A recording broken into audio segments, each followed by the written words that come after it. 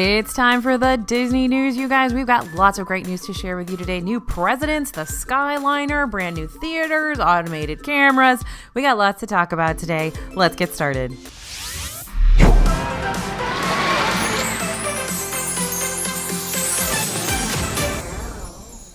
Hey everybody, it's AJ for Disney Food Blog. We are going to do the latest news, and I gotta tell you guys, this list keeps growing, so it's going to be a bit of a long one, so settle in. First up, we want to talk about the parks. The updates to the parks. The Skyliner is open. We got to ride, and it offers truly beautiful views. Things are still a little shaky in that there's a lot of pausing and stopping, Omnimover style, but overall the gondolas move swiftly, and we're looking forward to using this mode of transportation a lot when we're there. Now, it does heat up pretty quickly in there when the gondolas aren't moving, but when they are moving, there's a great breeze. The lack of AC is noticeable though, so be prepared for that. All right, this is really cool parks news. There are brand new Disney Parks presidents. So Disney World, Disneyland, and Disneyland Paris will soon have new leaders. Rebecca Campbell will be taking over a Disneyland resort, while former president of Disneyland, Josh Tomorrow, who we love, he's so great. I've never met him, but he seems really cool, will be moving over to the position at Disney World, so he'll be the president of Walt Disney World. And Michael Colglazier, I honestly don't know how to pronounce that, will accept the position at Disneyland Paris. So we're interested to see how this shift in leadership will impact the parks and to find out what new ideas they have to offer. All right, the Mickey Shorts Theater has been announced over there in Hollywood Studios. Disney's teased a new attraction to coming to Hollywood Studios, a new theater that will very likely show animated shorts, and the theater should be taking over the space previously occupied by Path of the Jedi.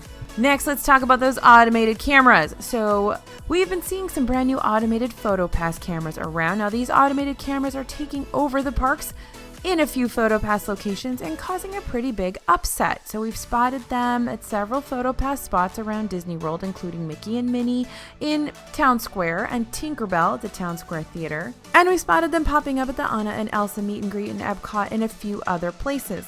So if you have an automated camera at your meet and greet, you come into the room, you have your photos taken by an automated machine, kind of like a photo booth.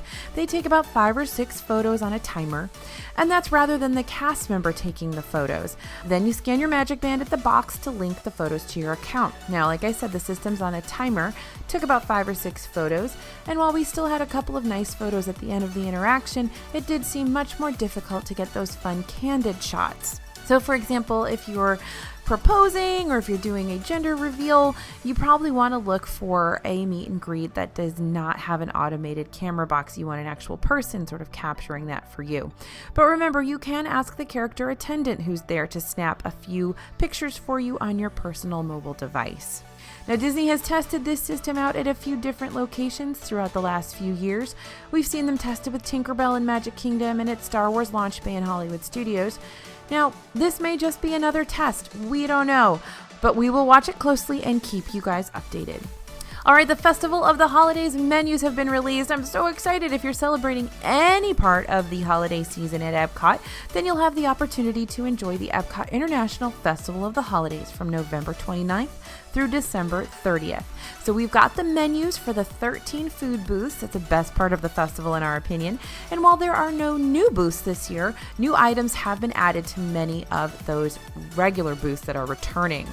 So definitely check out the full menus and more details about the Festival of Holidays over at DisneyFoodBlog.com. We've got all the menus, all the dishes, and a lot of the food photos from returning dishes from last year. Speaking of the holidays in Epcot, more candlelight processional narrators have been announced. So both Isabella Rossellini and Marlee Matlin will be returning to the candlelight processional. Isabella will be performing December 8th to the 10th, and Marlee Matlin will be performing December 27th and 28th. We're still waiting for 2 more narrators to be announced for the Candlelight Processional, but we'll have the latest updates as soon as they're released for you. The Flower and Garden Festival dates have also been announced, so now we've got even more festival news. Those dates for the Flower and Garden Festival will be from March 4th to June 1st, 2020. So stay tuned to Disney Food Blog for booth and menu announcements as they come out, but you can start booking your flower and garden trips right now. There's a brand new Tomorrowland sign over in Magic Kingdom. Now, back in July, we reported that the Tomorrowland sign welcoming guests into that section of the park had been removed. But just last week, we finally got to see a brand new replacement, and the land's new sign is sleek and modern, and it fits in well with the futuristic theme of Tomorrowland, I think. The previous sign was a bit clunkier, while the new sign is much more simplistic. So Tomorrowland's got to spruce some things up before that Tron coaster opens in 2021. Now we've got some marathon news. There's been a route change for the 2020 Disney World Marathon. We already know the theme for these races will be the retro-inspired feel and will take place at Disney World from January 8th to the 12th, 2020. But we just got some exciting news about that route. Run Disney has just announced a large portion of the 2020 course will be inside Epcot. Previous year's courses were roadway heavy and wove their way around the perimeter of the parks.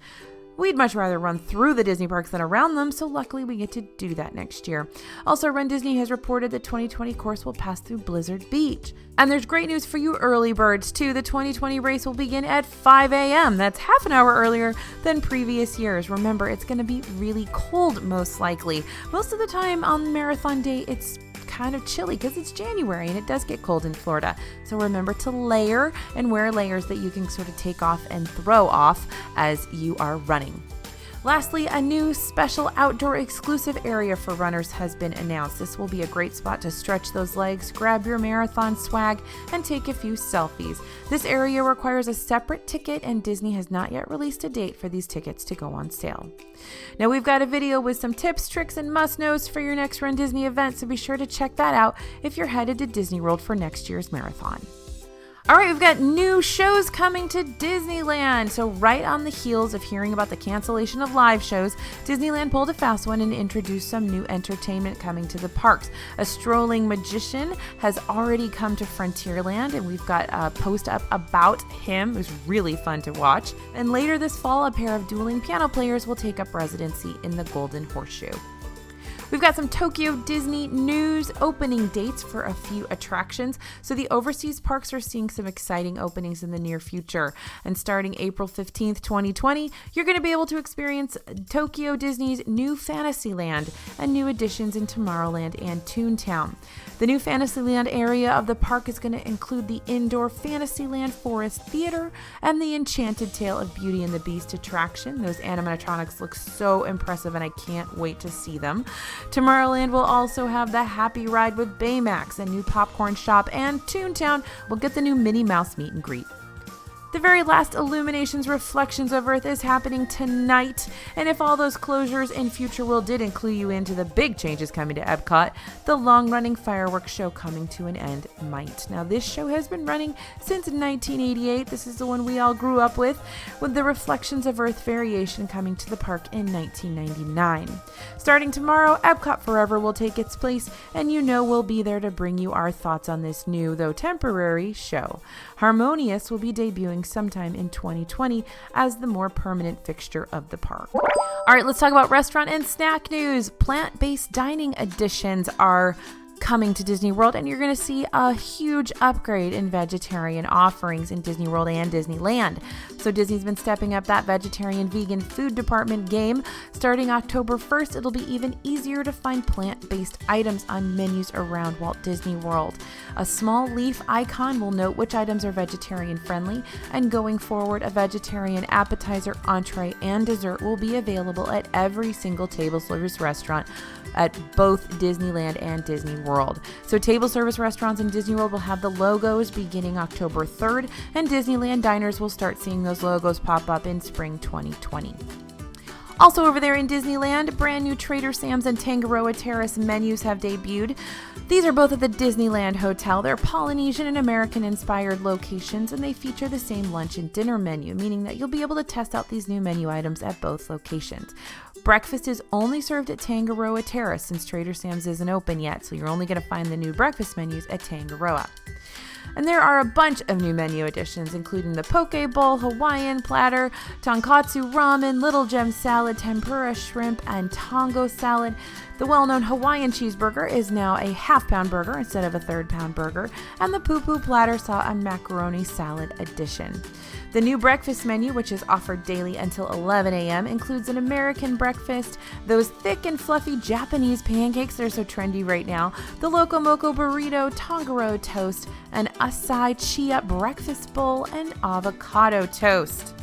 And it seems as though the location has moved in a healthier direction by offering more lighter options. But overall, we feel the new menu offers a great number of choices, especially for vegetarians and those who enjoy seafood. It might not be for you if you're not a fan of Polynesian flavors and dishes, but you can always just grab an awesome cocktail or a Dole Whip as well.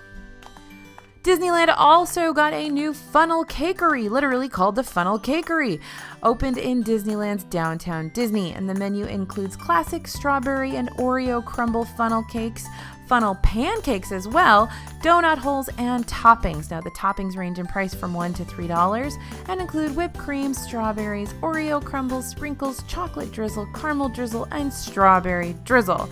So all are made fresh and served in an easy carry to-go box. They're delicious, really, really good. I think that we still are partial to the Stage Door and Hungry Bear for our funnel cakes probably in the parks, but these are a good option as well. There's a new Joffrey's at the Caribbean Beach Resort Skyliner station. Good news for those of you on that Skyliner route looking to grab your morning coffee on the go.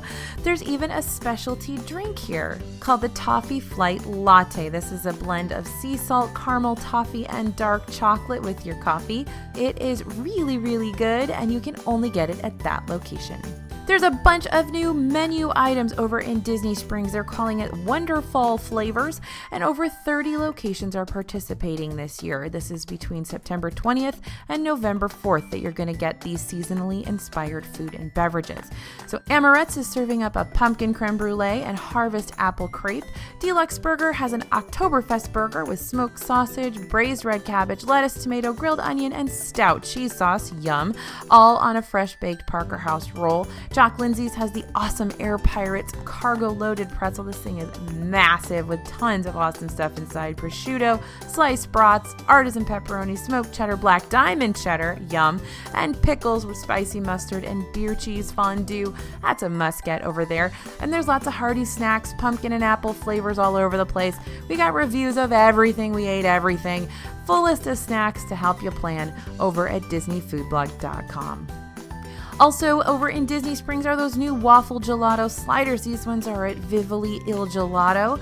Not part of the Wonderful flavors, but you can get them made with pumpkin gelato if you want to. And they're $10. You get a freshly made waffle split into 2 sliders and filled with your choice of ice cream. Super simple and a little messy, but definitely delicious.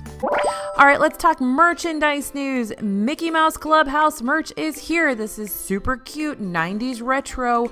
It's a clothing line with a denim jacket, super colorful sleeves, Mickey Mouse Club patches. This really reminds me of the Mickey Mouse Club reboot when I was a kid. I believe it was in the 90s, but it may have actually been in the late 80s that reboot happened. And I desperately wanted one of those Mickey Mouse Club jackets that they had. So this reminds me of that big time. You remember Mickey with this little rugby shirt on? Yeah, you guys know what I'm talking about. Tees, sweatshirts, denim shorts, mini backpack, all have those rad retro details in this particular merch line. Annual pass holder magic bands. We've got new magic band designs exclusively available to annual pass holders. They've been popping up for the past year. Remember, we had that Galaxy's Edge one. And starting October 1st, there's an annual pass holder Goofy magic band that will be available in park stores. So there's a bunch of awesome news, updates, festival dates, new presidents, new Tomorrowland sign. I'm just looking through. There's so much stuff going on. I'm really excited about a lot of this news. And don't forget, we got a lot more coming, you guys. So stay tuned to Disney Food Blog. We're going to be where you can get all your latest news. Don't forget to join our newsletter as well. You can do that over on the DisneyFoodblog.com website and get news updates throughout the week from your favorite, most magical, and happiest places on Earth. Thanks for listening and thanks for watching, you guys. This is AJ for Disney Food Blog, and we'll see you real soon.